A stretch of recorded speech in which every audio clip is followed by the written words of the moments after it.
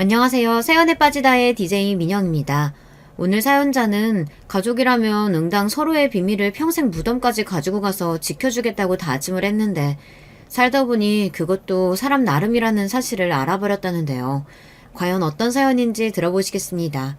오늘도 두 가지 사연 준비되어 있는데요. 끝까지 들어주실 거죠? 그럼 바로 시작할게요. 구독과 좋아요 잊지 말고 꾹 눌러주세요. 안녕하세요. 저는 40대 여자입니다. 저는 최근 생각하고 싶지도 않은 끔찍한 일을 겪었어요. 혼자서는 도저히 견디기 힘들 정도로 너무 힘들어서 몇 달 동안 제대로 먹지도 자지도 못하고 생활했습니다.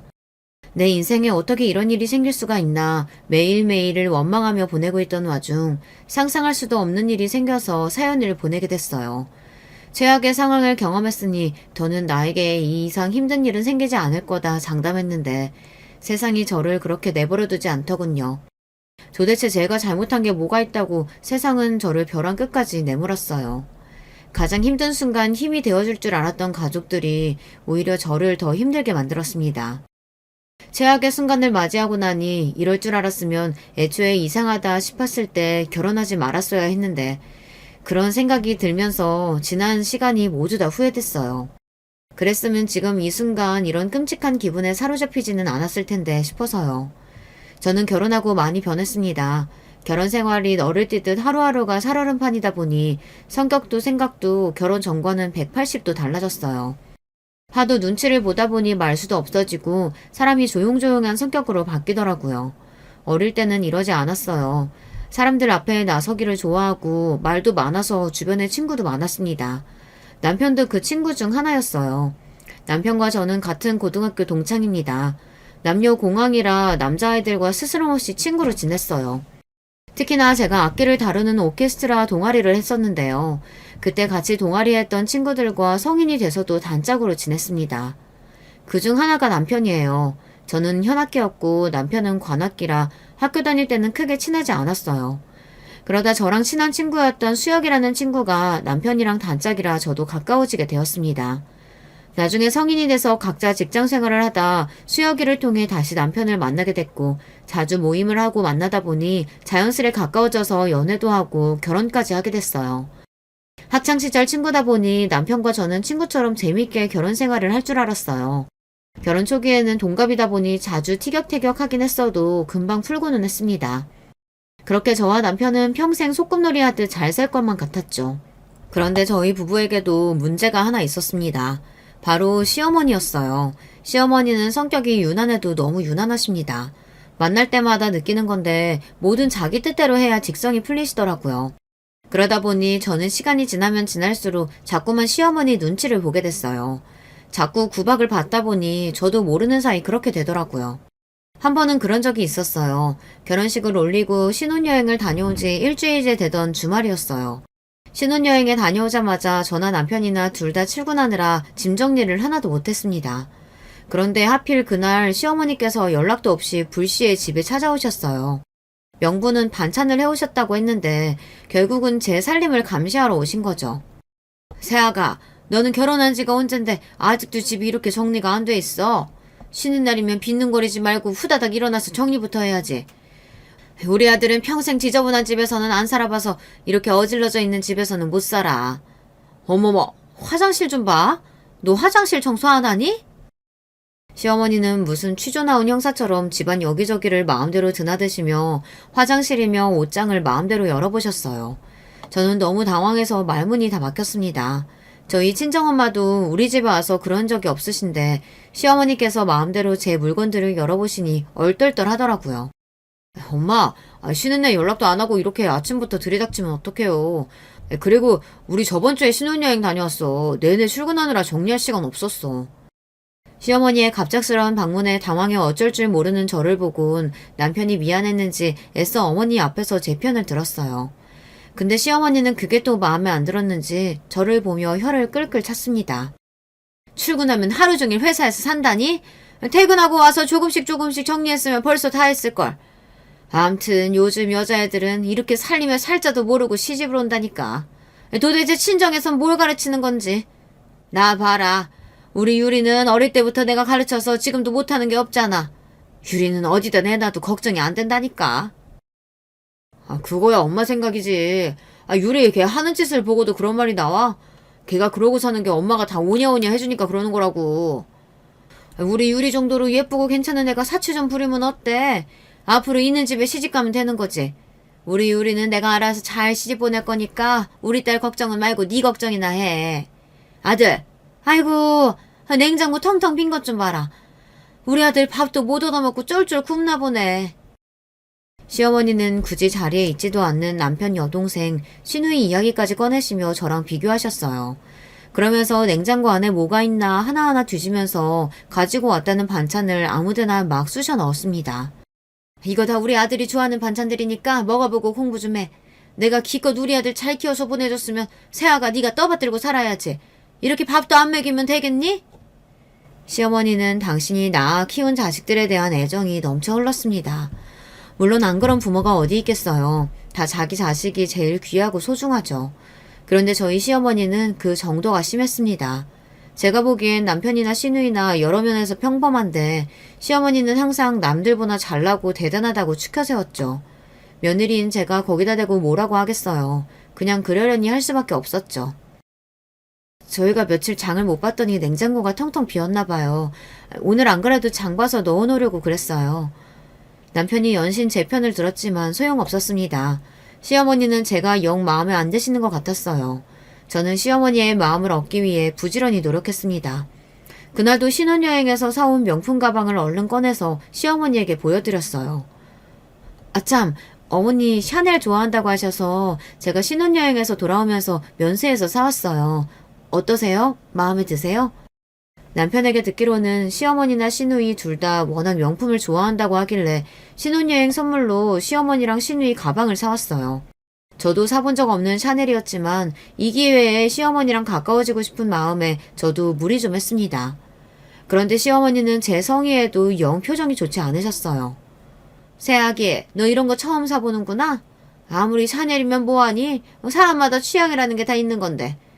아휴, 이건 영 내 취향 아니다. 꼭 무슨 짝퉁같이 생겼어. 새아가 너는 취향이 딱 명품 안 사본 티가 난다 얘. 엄마는 기껏 며느리가 비싼 돈 주고 사왔는데 말을 그렇게 해야겠어? 사람 무한하게 왜 그래 진짜. 어머머? 얘가 갑자기 엄마한테 왜 화를 내고 그래? 내 선물인데 마음에 드네 안 드네 말도 못하니? 됐어. 마음에 안 들면 그냥 내놔 환불하게. 괜한 일로 시어머니와 남편이 자꾸만 언성을 높이니 중간에서 괜히 제가 민망해서 애써 다시 바꿔드리겠다고 했어요. 그러자 시어머니는 면세에서 산 걸 뭘 또 바꾸냐고 그냥 가져간다고 하시고는 툴툴거리면서 가지고 가셨죠. 그때부터였어요. 시어머니께서는 저희 친정어머니와는 성격이며 말투며 취향까지 너무도 다르시니 제가 도저히 어머님을 종잡을 수가 없더라고요. 시어머니 비위 맞춰보려고 해도 항상 자기 할 말만 하시고 금세 화를 내시니 저도 모르게 눈치를 보게 됐습니다. 그럴 때 보면 마치 내가 뭘 잘못하기라도 했나 싶을 때가 있었어요. 사실 시어머니와는 결혼하기 전부터 그랬어요. 애초에 결혼 이야기가 처음 나왔을 때 저랑 남편이 계획했던 날짜와 결혼식장이 있었답니다. 남편이나 저나 둘 다 직장이 휴가를 쉽게 낼 수 없는 곳이라 그 날짜밖에 되지 않았어요. 그리고 저희 친정 하객들이 지방에서 오시는 분들이 많아서 터미널 근처에서 식을 올려야 했습니다. 날짜나 장소나 이미 다 상견례 때 양가 부모님과 상의가 다 끝난 부분이었어요. 물론 상견례 날도 시어머니는 저희의 의견을 썩 마음에 들어 하지 않으셨지만 다른 부모님들은 저희가 원하는 대로 알아서 하라는 분위기라 그냥 그렇게 하기로 자연스럽게 넘어갔죠. 얼마 전에 우리 교회 장로님 아들 결혼식에 다녀왔는데 호텔에서 교회식으로 예배하는데 너무 경건하고 좋더라. 분위기가 너무 좋아서 신부도 예뻐 보이고. 우리도 그 호텔에서 하면 어때? 시어머니는 연신 호텔 결혼식을 이야기하셨어요. 그리고 식은 기독교식으로 올렸으면 좋겠다고 하셨죠. 호텔 너무 좋은데 가격도 너무 고가고 시간도 벌써 올해 예식은 다 마감이라 날짜 맞추기가 힘들 거예요. 그리고 친정은 불교라 기독교 예식은 좀 어려울 것 같아요. 제가 고향이 지방이다 보니 멀리서 오시는 분들이 많아서 서울 중심부까지 올라오시기엔 시간이 너무 빠듯할 것 같네요. 죄송하지만 식장은 터미널 근처로 해야 할 것 같습니다. 결혼 전이다 보니 저는 제 의견을 그대로 시어머니에게 말씀드렸어요. 그때야 시어머니 성격을 제대로 파악하기 전이다 보니 우리 집 의견도 있는 대로 말씀드리는 게 당연하다고 생각했거든요. 그럼요.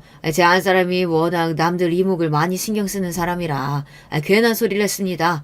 우리 형편의 호텔은 무슨 호텔이야. 당신 좀 잠자코 있어. 상의하는 자리인데 말도 못해요? 그깟 호텔 예식 얼마나 한다고. 유리야, 너 결혼식 할 때는 꼭 우리 호텔에서 하자. 그럼 엄마, 나는 결혼은 무조건 우리나라에서 제일 비싼 신라 호텔에서 할 거라고. 내가 누누이 말했잖아. 유리, 너 조용히 못해? 사돈들도 있는 앞에서 철딱서니 없는 소리 하고 있어. 시아버지와 시어머니께서 언성을 높이시는 것도 모자라 철부지 시누이까지 끼어드는 바람에 순간 상견례 자리가 어색해졌지만 그런대로 잘 넘어갔다고 생각했습니다. 그런데 상견례를 하고 며칠 뒤에 시어머니께서 점심시간에 제 직장 주변으로 찾아오셨더라고요. 명분은 회사 근처에 볼 일이 있어 왔다 제가 생각나서 연락하셨다는데 딱 봐도 그건 아닌 것 같았어요. 분명 저한테 할 얘기가 있었던 거죠. 내가 좀 전에 너희들이 예약했다는 결혼식장 보고 왔거든? 근데 아무리 봐도 홀도 너무 작고 건물도 좀 오래됐더라. 우리 교회 사람들도 다 오는데 그런 초라한 데서 어떻게 한다니? 거기가 좀 오래되긴 했어도 음식 맛있는 걸로는 유명해요. 그리고 양가 하객 많지 않아서 홀도 그 정도면 딱 적당할 것 같고요. 시어머니는 여전히 저와 남편이 예약한 결혼식장이 마음에 안 든다고 하셨습니다. 아무리 생각해도 사돈네보단 우리 집 하객이 훨씬 많은데 우리 쪽에 맞추는 게 맞는 것 같아. 내가 주변에도 물어보니까 그리고 식장은 원래 하객 인원수가 많은 쪽으로 하는 게 맞대.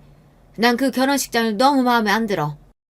결혼은 저와 남편이 하는 건데 시어머니는 본인이 마음에 안 든다고 무작정 때를 썼어요. 제가 무슨 말을 하려고 해도 시어머니는 자꾸만 제 말을 자르며 저와 눈도 마주치지 않으려고 했습니다. 저는 남편도 없이 시어머니와 둘이 만난 자리에서 노골적으로 저에게 본인이 원하는 대로 해달라고 하시니 곤란하더라고요. 어머님, 말씀 무슨 뜻인지는 아는데요. 벌써 결혼식장이랑 날짜 다 결정한 상태라 바꾸기가 힘들어요. 계약금도 벌써 다 보냈고요.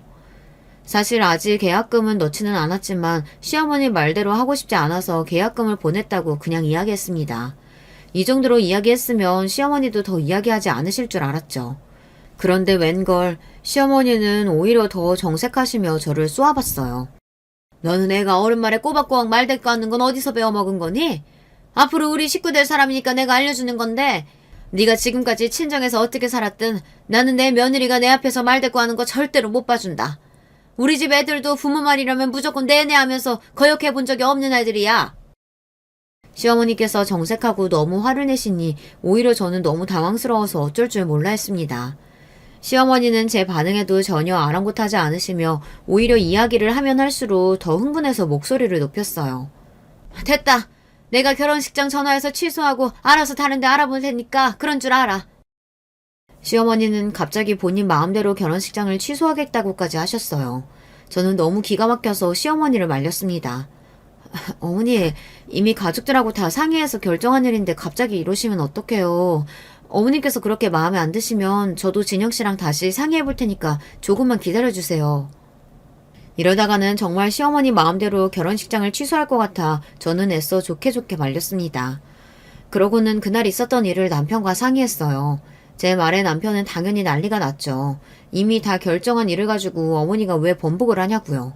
그 이후 남편이 시아버지에게 말씀드려서 결혼식장은 원래 하기로 했던 곳으로 하게 됐지만 시어머니와는 그날 이후 어쩐지 관계가 더 어색해졌습니다.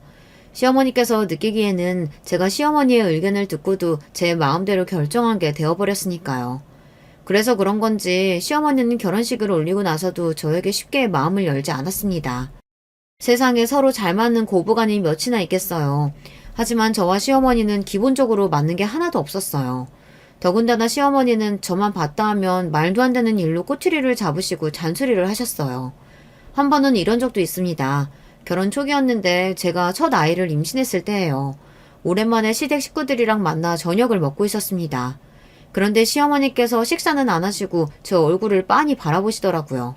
마치 제가 신기하다는 듯이요. 그래서 제가 왜 그러시냐고 음식이 입에 안 맞으시냐고 물었습니다. 그러자 시어머니께서 대뜸 하시는 말씀이 저를 무안하게 했어요. 너희 집에 가보면 냉장고 우어지고 먹을 게 하나도 없던데 너는 혼자 뭘 좋은 걸 먹고 다니길래 그렇게 살이 쪘니? 아무리 임신했어도 이제 초기인데 벌써 그렇게 살찌면 어떡해?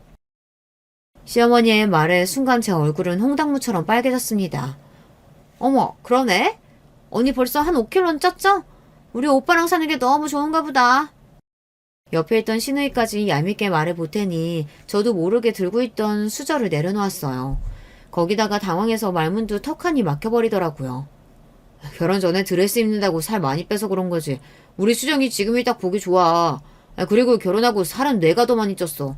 수정이랑 사는 거 너무 좋아서. 후다닥 남편이 나서서 수습하려고 했지만 제 기분은 이미 상할 대로 상해 있었습니다. 제가 정말 보기 안 좋을 정도로 살이 많이 쪘으면 저도 안 그랬을 거예요.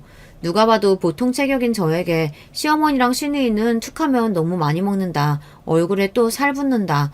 이런 말을 아무렇지 않게 했어요. 한두 번은 웃으면서 넘어갔는데 그날은 저도 기분이 많이 상하더라고요.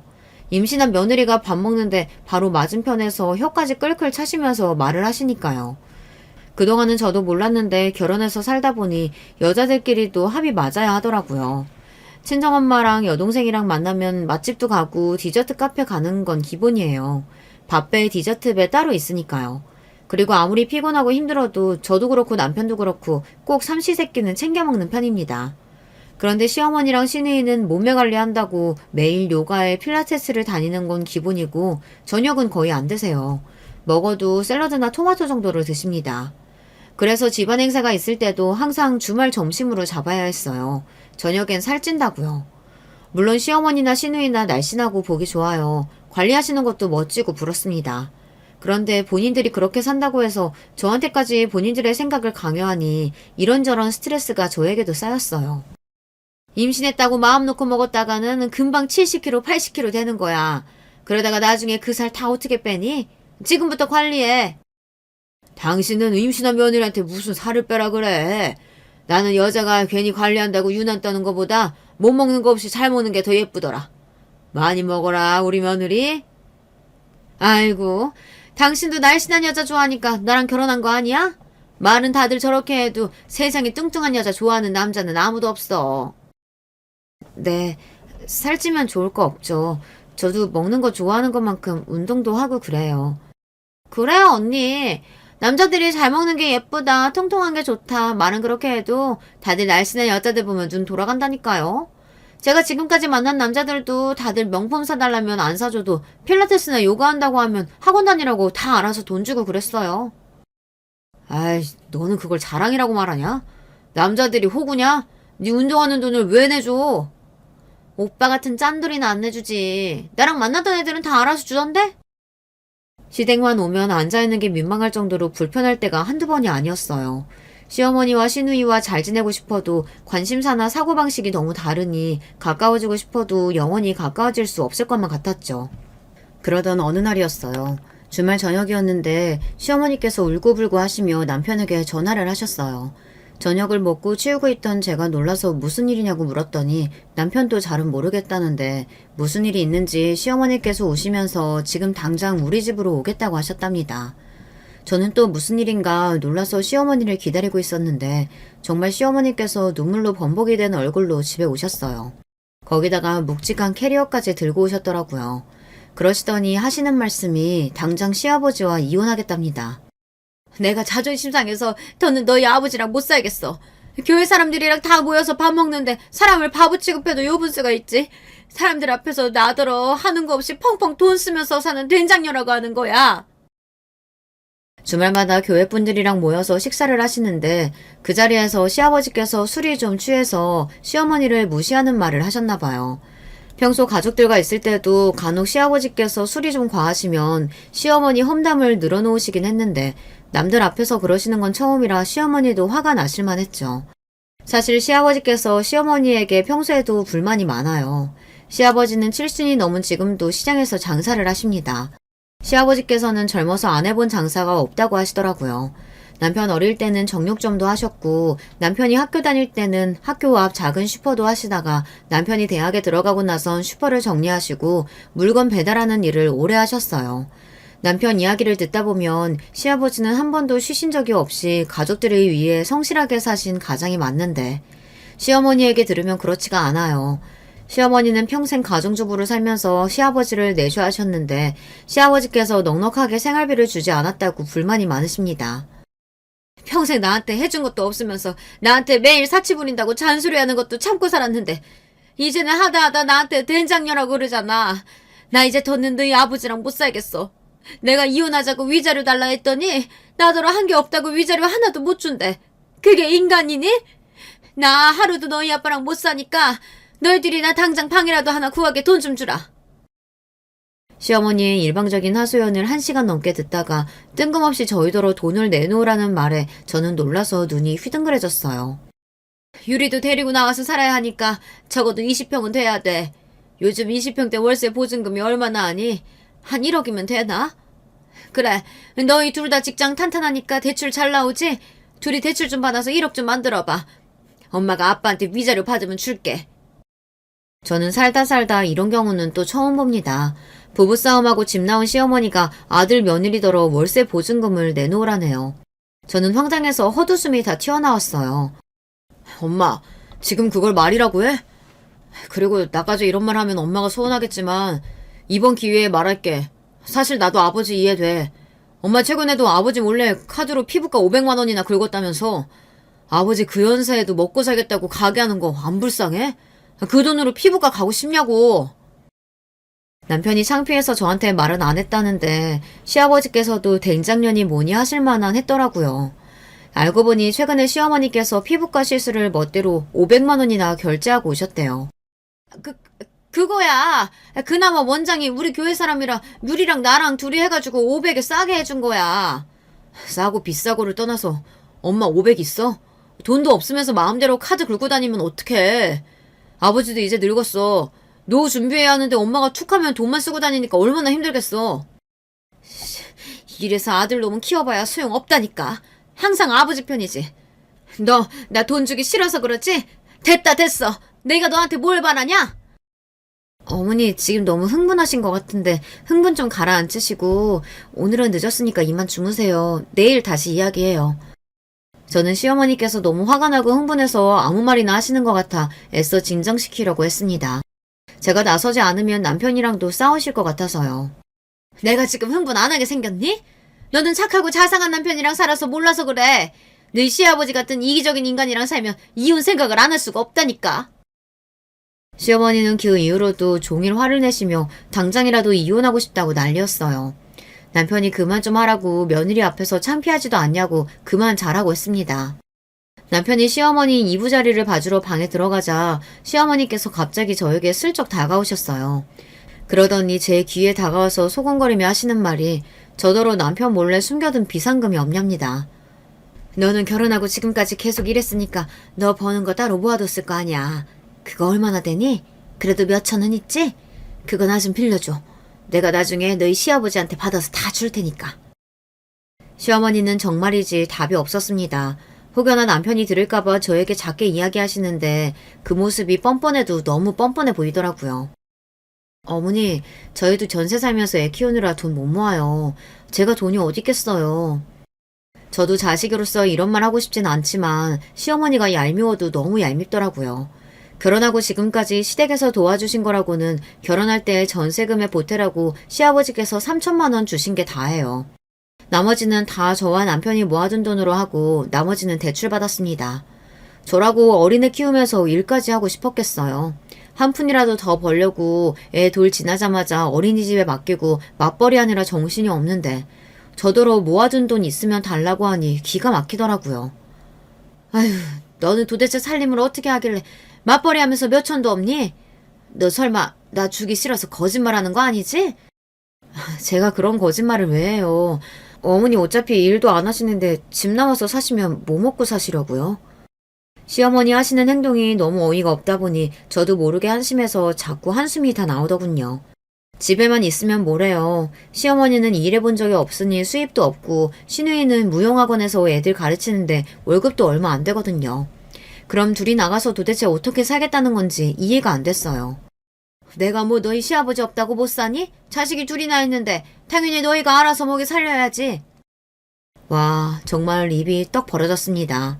저희 친정부모님은 저희 사는 거 보면 안쓰러워서 어떻게 하면 도와주실 수 있을까 매일 걱정하는데 시어머니는 같은 부모인데도 어쩜 저렇게 다를 수가 있을까요? 지금까지 남편 등골 빼고 사신 것도 모자라서 이제 아들한테까지 빨대 꽂으시려고 하는 모습이 미워도 너무 미웠습니다. 저는 그날 하루 시어머니를 모시고 자는 것도 너무 힘들었습니다. 다음날 출근도 해야 하는데 시어머니가 우리 집에 있다고 생각하면 너무 불편할 것 같았어요. 저는 다음날 새벽 일어나자마자 시아버지에게 전화를 했어요. 시어머니께서 우리 집에 와 계신다고 이야기했습니다. 그러자 곧바로 시아버지께서 새벽 시장을 가시다 말고 우리 집에 들러 시어머니를 데리고 가셨어요.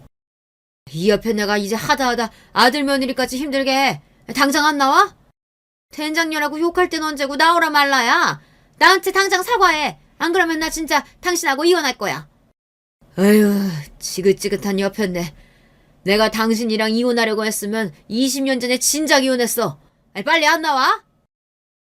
남들은 자식들이 싸워서 이혼한 애 만회한다는데 저희 시댁은 시부모님께서 사내 못 사내 하시니 참으로 아이러니했습니다. 시어머니도 어차피 방법이 없으니 못 이기는 척 시아버지를 따라가셨어요. 시어머니는 그 와중에도 시아버지를 쫓아가시면서 저희에게 언제 또 올 줄 모르니 대출 좀 알아보라고 하셨습니다. 정말 대단하신 시어머님이에요. 자식보다 언제나 본인 상황이 제일 중요한 분이셨죠. 그러던 어느 날이었습니다. 제 인생에서 가장 씻을 수 없을 정도의 크나큰 사건이 벌어졌어요. 친정 부모님은 평생 성실하게 사시던 분들이었습니다. 부모님 두 분 다 어려서부터 넉넉지 않은 환경에서 자라와서 저와 동생에게는 부족할 것 없이 풍족하게 해주시려고 노력하셨어요. 저와 동생이 둘 다 결혼하면서 독립한 이후에는 부모님 두 분이 홀가분한 마음으로 여행도 자주 다니시고 함께 취미생활을 즐기시면서 여유로운 노후를 즐기고 사시고 계셨습니다. 그런데 그 행복은 오래가지 않았어요. 부모님 두 분이 함께 저녁을 드시고 산책을 갔다 그만 사고를 당해 돌아가시고 말았습니다. 교통사고였는데 운전자가 음주운전 상태로 도로를 질주하다 인도를 걸어가고 있던 부모님을 치는 사고를 낸 거죠. 부모님은 두 분 다 그 자리에서 돌아가셨어요. 저는 하루아침에 부모님 두 분을 모두 다 잃었습니다. 그때의 슬픔은 도저히 말로 표현할 수가 없어요. 사고가 났다는 전화를 받고 동생과 응급실로 달려가 부모님 시신을 수습하고 장례를 치를 때까지도 기억이 드문드문 날 정도로 기억이 없습니다. 마치 일주일 동안 내내 꿈을 꾸고 있는 것 같았어요. 남편과 아이들이 옆에서 계속 이야기를 하는데 저는 아무런 대꾸도 할 수가 없었어요. 그 당시에 남편이 없었다면 저는 아무것도 하지 못했을 거예요. 명색이 첫째이고 장녀인데 저조차 몸도 가누질 못해서 동생을 위로할 수도 없었는데 남편이 옆에서 저와 동생 그리고 아이들까지 혼자 다 챙기면서 장례까지 치렀어요. 남편에게 미안해서라도 제가 정신을 차려야 하는데 생각지도 못한 순간에 부모님 두 분을 다 잃고 나니 한동안은 말을 하는 것도 힘들 정도로 몸에 힘이 들어가질 않더라고요. 그로부터 반년은 아무것도 안 하고 집에만 있었습니다. 회사까지 그만두고 집에서 아이와 남편하고만 있었어요. 그때는 정말 사람도 만나기 싫고 아무것도 하기가 싫더라고요. 아이와 남편이 제 걱정을 많이 하는 게 느껴져서 점차 괜찮아지는 척 연기는 했지만 마음만은 하루에도 12번씩 가슴이 철렁하고 내려앉았어요. 부모님을 떠올리기만 해도 갑자기 눈물이 왈칵 쏟아지고 눈앞이 까마득해지기도 했어요. 그러던 중 제가 반년 만에 집 밖으로 나오게 된 계기가 있었어요. 시댁에 생각지도 못한 일이 생겼습니다. 신혜이가 결혼하겠다고 상견례를 한다고 하더라고요. 저야 몸도 마음도 힘든 시기였지만 신우이에게는 축하할 일이 생긴 거니 저는 애써 기운 차리고 신우이를 축하해주기로 했어요. 그런데 신우이가 상견례를 하기 전에 저와 남편에게 결혼할 사람을 먼저 소개하고 싶다며 자리를 만들었더라고요. 저는 아직 사람을 만나기 어려운 상태이긴 했지만 신우이의 제안을 거절하기는 어려워서 신우이의 말대로 남편과 먼저 신우이와 결혼할 사람을 만나기로 했습니다. 저와 남편은 아이를 시댁에 맡기고 신우이와 약속한 장소로 나갔습니다. 그런데 그 자리에서 저와 남편은 너무 놀라고 말았어요. 글쎄 신우이가 결혼하겠다고 소개한 상대가 저와 남편 둘 다 아는 사람이더라고요. 바로 저와 남편의 고등학교 동창인 친구 수혁이었어요. 저와 남편과 함께 고등학교 시절 내내 함께 동아리했던 친구요. 저와 남편은 신기하면서도 이 상황이 놀라웠습니다. 결혼 전에 셋이 자주 보기는 했었는데 저희가 결혼하고 애 낳고 나서는 각자 살기 바빠서 몇 년 동안 못 보고 살았거든요. 그런데 어느새 수혁이와 신우이가 만나서 연애를 하고 있었다고 하니 저희는 신기할 따름이었습니다. 와 대박! 이게 도대체 무슨 일이야? 둘이 언제부터 만나고 있던 거야? 사실 네 동생이라 그 전부터 알고 있긴 했었는데 본격적으로 만나기 시작한 건 얼마 안 됐어. 어머, 사귀고 있었으면 진작 말을 했어야지. 어떻게 결혼 이야기 나올 때까지 비밀로 할 수가 있니? 둘 다 너무 앙큼하다. 나도 너희한테 빨리 이야기하고 싶었지. 근데 너희 부모님 일도 있고 한데 그런 이야기가 미안하더라고. 수혁이와 신우이는 서로 알고만 지내다가 얼마 전에 우연히 만나게 돼서 연애를 시작했다고 하더라고요. 그런데 저희 부모님 사고와 저와 남편이 어느 때보다 힘든 시기를 보내고 있던 터라 둘이 사귀고 있다는 말을 하기가 어려웠다네요. 그랬구나. 하긴 그때 이야기했으면 정신없어서 제대로 축하도 못 해줬을 거야. 정말 정말 축하해. 둘이 잘 어울려. 아, 나도 뭐 축하하긴 한데 수혁이 너 진짜 내 동생 감당 가능하겠냐? 얘 내 동생이지만 낭비벽 장난 아닌데. 절대 반품 안 되니까 나중에 후회하지 마라. 오빠는 무슨 그런 소리래. 수혁이 오빠가 진짠 줄 알겠다. 식사 자리에서야 수혁이와 신우이에게 축하한다고 결혼해서도 잘 살라고 이야기했지만 사실 저나 남편이나 걱정되기는 했습니다. 수혁이는 고등학교 때부터 봐온 친구예요. 수혁이는 뭐 하나 빠지는 게 없는 엄친아로 학교에서도 유명했어요. 학교 다닐 때부터 공부도 잘하고 운동도 잘했어요. 거기다가 집안까지 좋아서 애가 부족한 게 없었어요. 학교 다닐 때부터 인기도 많아서 소개해달라는 여자친구들도 많았습니다. 그런 친구가 저희 신우이의 남편이 된다는 게 축하할 일이긴 했지만 제 친구 수혁이를 생각하면 잘된 일인지 모르겠습니다. 수혁이에 비해 신우이는 부족한 게 많아요. 수혁이 앞에서는 대충 농담식으로 넘어가긴 했지만 사실 신우이가 시어머니랑 똑같아서 사치도 심하고 낭비벽도 있습니다. 그 전에 만났던 남자들하고도 다 그 점 때문에 헤어졌어요. 저는 이런저런 생각이 없었지만 남편에게 말하면 그래도 본인 동생이니 기분 나빠할 것 같아 말을 못하겠더라고요. 그렇게 마음이 찜찜한 상태로 며칠 뒤 수혁이와 신우이는 상견례를 했습니다. 상견례 자리에서 만난 시어머니는 아주 입이 찢어질 것처럼 신이 나셨더라고요. 그럴만했죠. 매일 신우이를 좋은 집안에 시집 보내겠다고 입버릇처럼 말했는데 드디어 그 꿈을 이뤘으니 얼마나 기분이 좋겠어요. 그런데 상견례는 생각지 못한 방향으로 흘러갔습니다. 몰랐던 수혁이네 부모님도 저희 시어머니만큼이나 보통 분들이 아니더라고요. 우리 수혁이가 다니는 회사 연봉이 얼만 줄 아시죠? 거기에 비하면 새아가가 다니는 직장 연봉이 많이 부족하다 보니 우리 입장에선 사실 고민이 되기는 하네요. 저도 살아보니 부부끼리 수준이 어느 정도 맞아야 살면서 안 싸우더라고요. 학교 다닐 때도 수혁이네 부모님이 되게 엄하다고 듣기는 했었는데 실제로 괜히 엄하기만 한 게 아니라 며느리에 대한 기준이 높으시더라고요. 저희 시부모님 앞에서 수혁이 며느리감으로 신우이가 마음에 들지 않는다고 대놓고 이야기하셨어요. 수혁이 부모님의 반응에 저도 놀라기는 했지만 솔직한 심정으로는 좀 고소하기도 했습니다.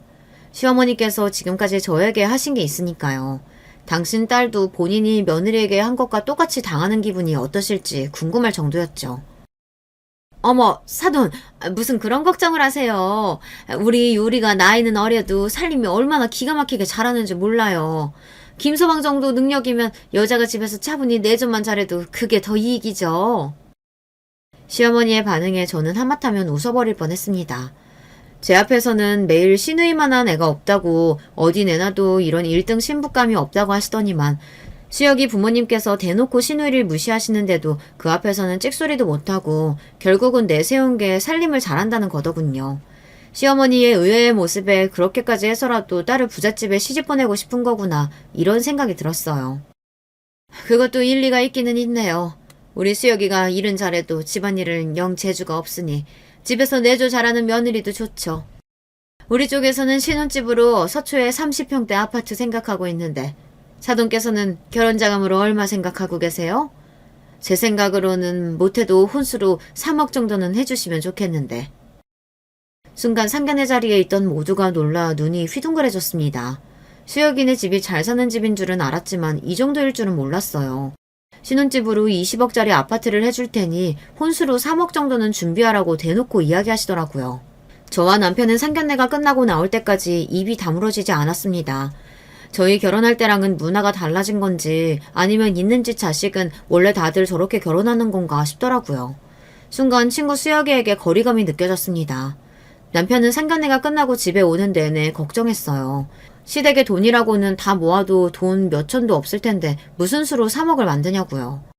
에이 설마 진짜 정말 살목을 다요라고 하시겠어? 없다고 하면 수혁이 부모님도 이해해 주시겠지. 수혁이가 문제가 아니라 우리 엄마가 문제지. 돈도 없으면서 괜히 수혁이네 집에 안 꿀리겠다고 무리해서 어디 사채라도 쓸까봐 그래. 듣고 보니 남편 말이 일리가 있었습니다. 평소 시어머니의 행동으로 보면 그러고도 남을 뿐이에요. 없어도 남의 이몽이나 자존심을 굉장히 따지시는 분이니 그러고도 남을 뿐이었죠. 저는 남편에게 신신당부했습니다. 미리 어머님께 이야기해서 3억은 무리니 가능한 선에서 준비하겠다고 사돈댁에 얘기하라고요. 제 말에 남편도 그렇게 하겠다고 했습니다. 안 되면 수혁이에게 부탁하겠다고도 했어요. 우리 집 사정 좀 봐달라고요. 남편이 그렇게까지 이야기했으니 시누이의 결혼은 알아서 해결될리라 생각했습니다. 그런데 그렇지 않았어요. 며칠 뒤 괜한 불똥이 저에게 튀었어요. 시어머니가 웬일로 우리 집에 오셨더라고요.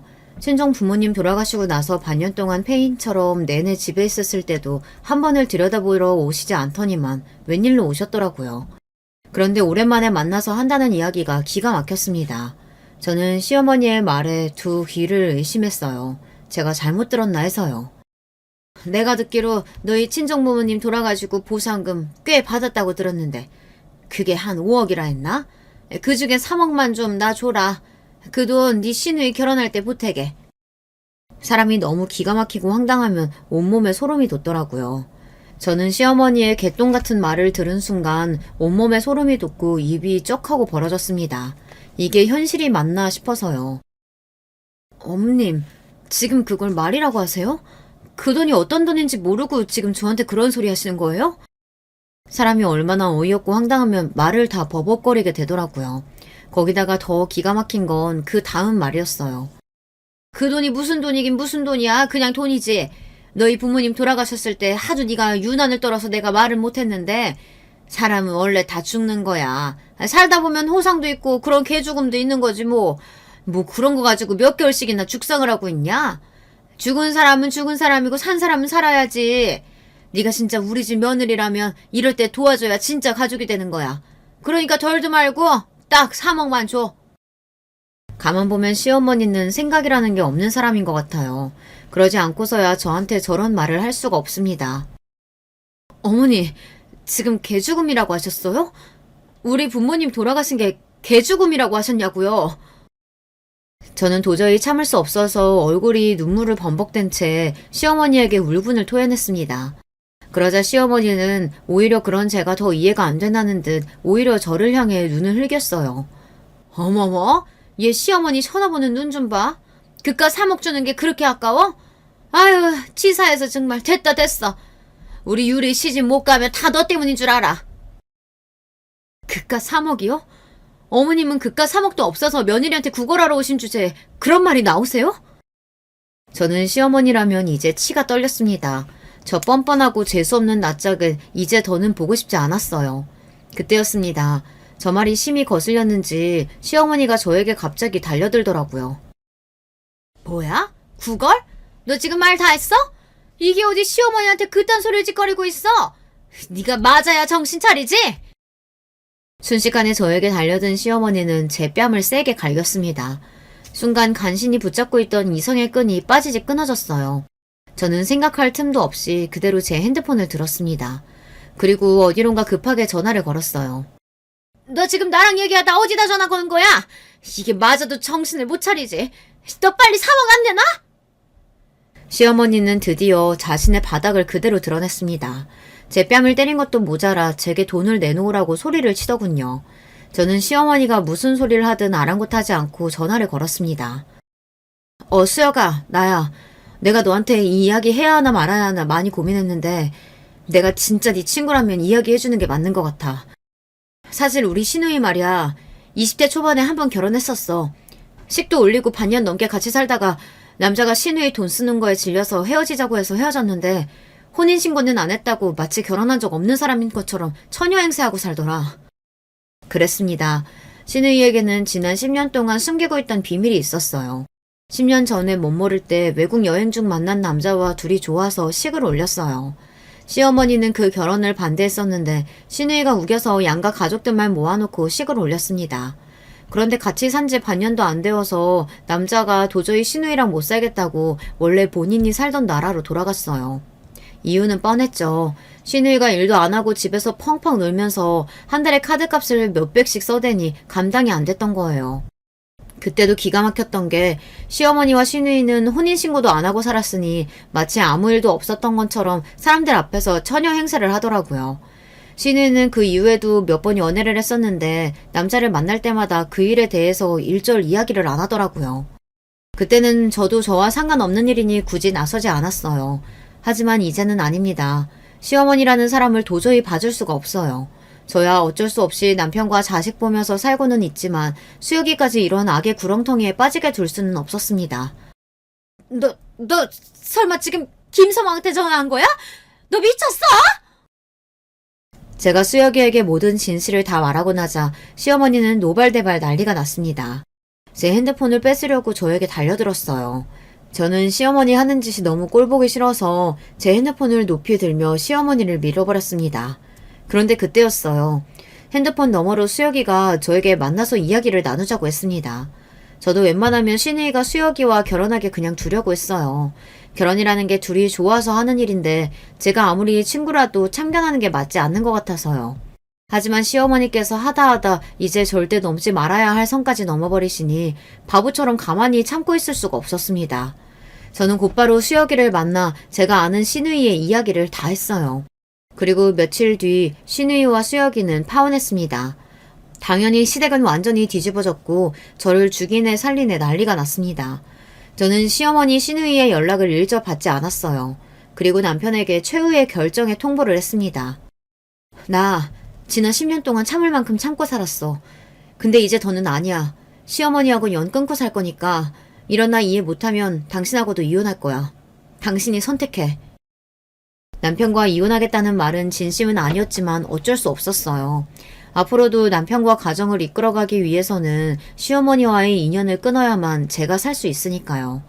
남편은 제 말에 한숨을 크게 내쉬었지만 시어머니께서 저에게 저지른 만행을 알고 있으니 더 말은 안 하더라고요. 당신 말 이해해. 하지만 난 당신이랑 이혼 못해. 그렇다고 나는 우리 어머니랑 천륜인데 끊고 살 수는 없잖아. 남편은 극단적인 상황에 많이 힘들어했습니다. 그리고 얼마 뒤 추석에는 남편만 시댁에 갔어요. 시부모님은 무슨 이런 경우가 있냐고 난리를 치셨다지만 저는 제 생각을 바꿀 생각이 없어요. 절대 앞으로도 평생 시어머니를 볼 생각이 없습니다. 시누이도 마찬가지고요. 그로부터 1년이 다 되어가네요. 저는 지난 1년 동안 시댁과는 인연을 끊은 채 잘 살고 있습니다. 시댁에 무슨 일이 있으면 남편만 가요. 남편이 애들이라도 데리고 갔다 오겠다고 하지만 애들도 제가 할머니를 싫어한다는 걸 알다 보니 안 가겠다고 하더라고요.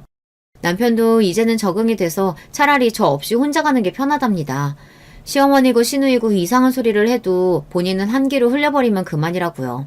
하지만 시아버지께서는 종종 연락이 오세요. 가족끼리 어떻게 평생 안 보고 사냐고, 손주들도 보고 싶으니 이만 용서하고 남편이랑 같이 오라고요. 시아버지께서 시어머니와 시누이를 단단히 혼내고 다시는 저에게 이상한 소리 하지 못하게 단속했으니 걱정하지 말랍니다. 하지만 저는 아직 준비가 안 됐어요. 시아버지께는 죄송하지만 평생 시어머니를 보고 싶지 않습니다. 여러분 생각은 어떠세요? 제가 너무하는 걸까요? 시아버지 말씀처럼 가족이니 시간이 이 정도 지났으면 대충 용서하고 사는 게 맞나요? 저는 잘 모르겠습니다. 여러분의 의견 댓글로 남겨주시면 하나하나 읽고 생각해보도록 하겠습니다. 끝까지 저의 이야기 들어주셔서 감사해요. 여러분의 가정에는 언제나 평화로운 일들만 가득하시길 바랄게요. 안녕하세요. 학창시절에 라디오 듣는 걸 정말로 좋아했던 학생이었는데 중년의 나이가 되어서는 유튜브로 사연 라디오를 접하는 아줌마가 되었네요. 제가 아끼고 애청하는 채널에 저의 경험담을 보내봅니다. 제 지난날이 담긴 사연 함께 들어주시겠어요? 저는 매년 이맘때가 되면 그날의 일을 떠올린답니다. 날씨가 흐리고 습할 것이라는 일기예보와는 다르게 햇살도 적당하고 신선한 날이었죠. 저는 그때 생각했었어요. 시아버지께서 저를 시댁으로 초대해 주신 것에 응하기 아주 좋은 날씨라고 말입니다. 제 시댁은 경기도 양주의 고즈넉한 마을에 자리하고 있어요. 단독 주택이고 앞뒤로 정원이 딸려 있습니다. 2층 건물에 옥상이 있는데요. 옛날 건축물이 아니고 새로이 전문 건축가의 손길을 받아 지은 집이기 때문에 세련된 멋이 물씬 풍기죠. 당연히 전용 주차 공간이 따로 존재하고요. 또한 이 집에는 지하 공간이 있다는 게 약간의 특이한 부분입니다. 저에게 있어서 시댁은 내 인생이 성공했다는 증표나 다름없었습니다. 가끔 시댁에 들릴 때마다 이런 감상이 들곤 했었어요. 와, 내가 이런 시댁을 둔 사람이라니. 내가 이런 집에서 사는 사람들의 며느리인 거야. 이 정도면 TV에 나오는 잘 사는 부잣집들의 수준에 근접하지 않을까? 내가 이런 정도의 집안에 시집을 왔다니. 정말 멋지다. 내 인생 정말 성공했구나. 왠지 부끄럽고 민망하지만 저는 진심으로 그런 감상을 품고 있었답니다. 뿌듯했고 보람찼어요. 시댁에 방문할 때면 제가 마치 TV나 영화에 나오는 중요한 인물이 된 것 같아서 묘한 고향감에 휩싸였죠. 그날도 저는 시아버지의 초대를 받아 시댁에 들르게 된 것을 무척 기쁘게 생각하고 있었습니다. 제가 점차 식물에 관심이 생겼고 특히 허브 종류에 많은 호기심이 생긴 뒤였는데요. 그런 저를 아시고서 시아버지께서는 한 번 시간을 내서 시댁에서 키우고 있는 각종 식물 화분들을 저에게 소개해 주시고 몇 개는 골라서 내어주실 거라고 말씀하신 바가 있었어요. 그러다가 마침 시아버지의 지인분께서 예쁘고 싱싱한 허브 몇 가지를 선물로 시댁에 놓고 가셨다는데요. 그렇게 된 김에 시아버지께서 얼른 저에게 그런 걸 보여주시고 또 몇 개를 추려서 주시고자 저를 시댁으로 따로 불러주신 것이었죠. 시어머니께서는 그때 마침 교회분들하고 멀리 여수의 바닷가 여행을 2박 3일 일정으로 가신 참이었어요.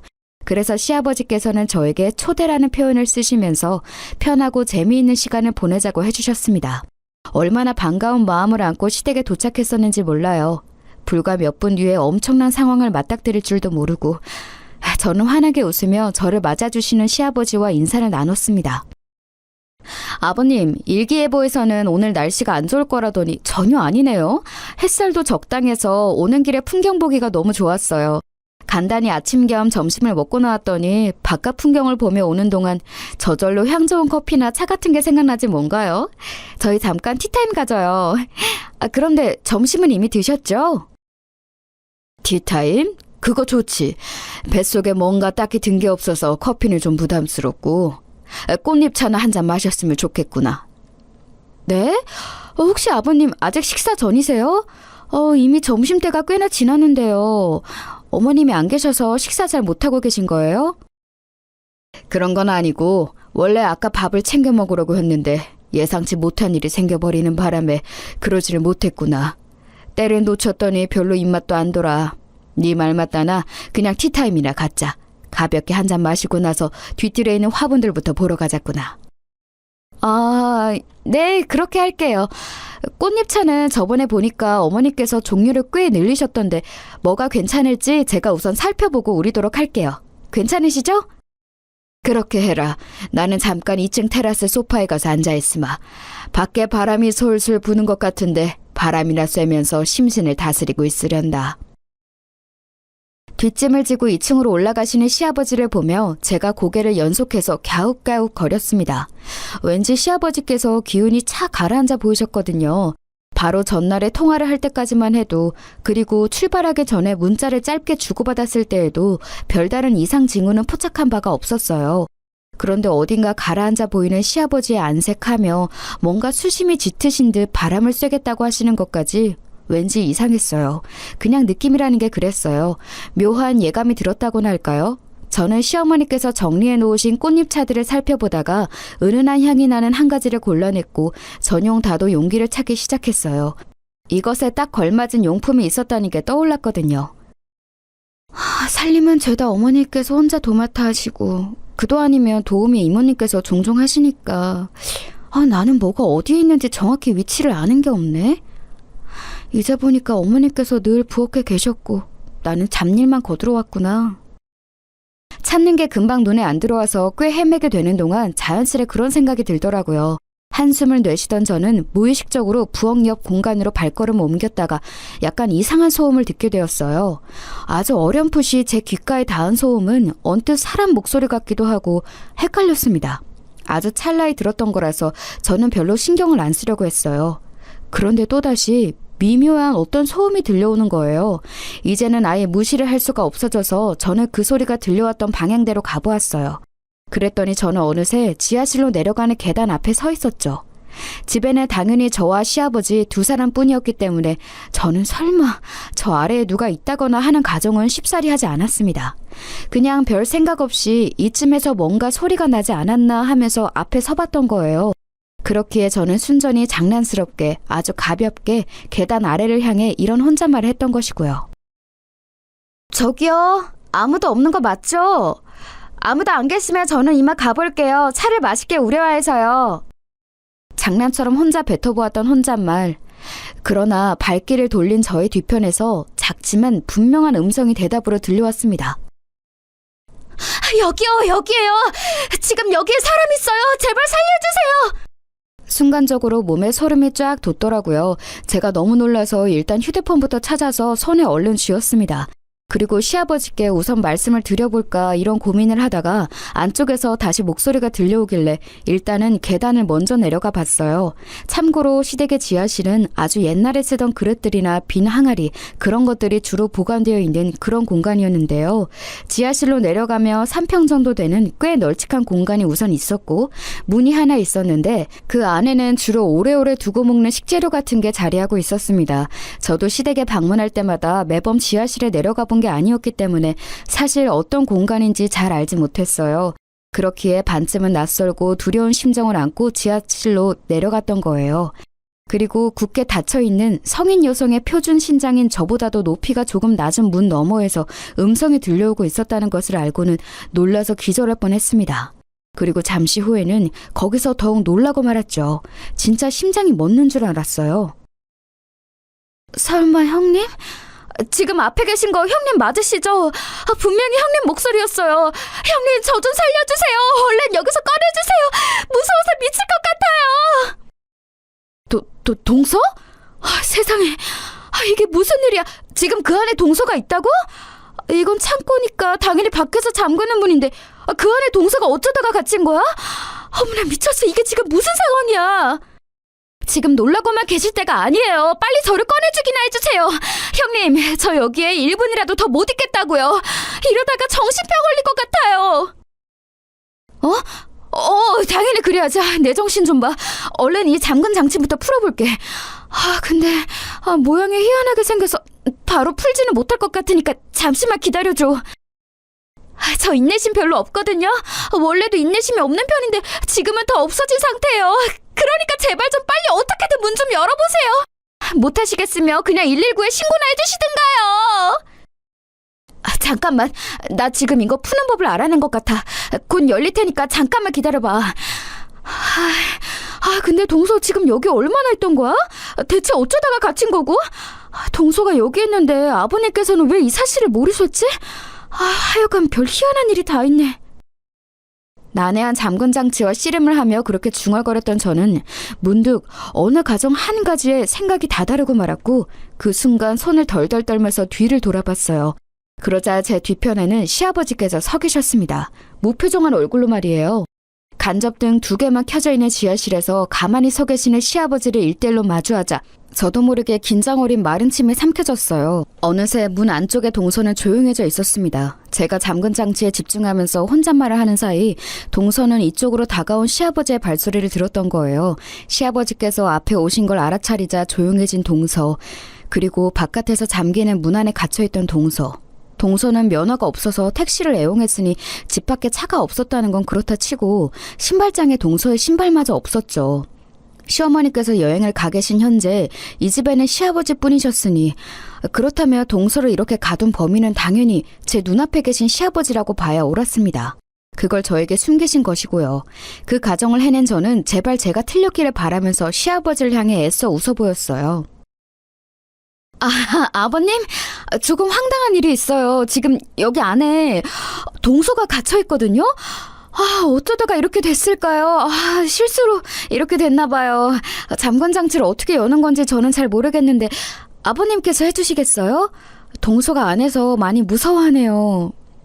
아니, 그럴 것 없다. 내가 그렇게 가둔 장본인이니까. 네? 뭐라고요? 아버님께서 이러셨다고요? 대체 왜요? 무슨 이유로요? 아니, 이유는 상관없습니다. 아버님, 이러시는 건 잘못된 거예요. 이건 범죄라고요. 범죄? 네가 지금 나에게 범죄라는 소리를 들먹였어? 네, 범죄라고 말씀을 드렸습니다. 사람을 가두시다니 이건 있을 수 없는 일이에요. 아버님, 당장 동서가 나올 수 있도록 문부터 열어주세요. 내가 그러지 않겠다고 하면 싫다고 한다면 너는 어쩔 셈이냐? 네? 아버님 진짜 왜 이러세요? 왜 사람을 이렇게 놀래키시고 또 당황시키세요? 만약에 아버님께서 그렇게 나오시면 저는 당연히 경찰에 신고할 수밖에 없어요. 저는 세차게 뛰는 심장을 아는 채로 말씀을 드렸고 그 다음에 저에게 돌아온 건 거센 손찌검이었습니다. 지하실에는 짝 소리가 크게 울렸어요. 시아버지의 손이 제 뺨을 스치고 나자 저는 후끈거리는 뺨이며 어지러운 머리를 느끼는 동안 이 상황이 마치 꿈처럼 여겨졌던 것 같아요. 너무 현실성이 없었기 때문에 꿈이라는 생각이 들었죠. 그리고 이렇게 되기까지 정말로 저는 꿈 같은 과정을 지나온 바가 있었습니다. 제가 왜 시댁에 발을 들이며 선망에 가득 찬 반응들을 보였었는가 하면 제 자신이 그와는 아주 동떨어진 환경에서 자랐기 때문이에요. 제가 아주 어렸을 때 아빠가 돌아가셨어요. 교통사고라는 정도로만 어렸을 때는 알았는데 크고 나니까 엄마께서 저에게 알려주시더라고요. 그건 그냥 교통사고가 아니라 뺑소니 사고였다고요. 알고 나자 세상이 원망스러웠습니다. 뺑소니 사고를 내고 도망간 그 정체 모를 작자가 비참한 죽음을 맞이하기를 매일 밤 빌고 또 빌었던 것 같아요. 아빠가 일찍 돌아가시지만 않았어도 저희 가족 그렇게 어렵게 살지는 않았을 테니까요.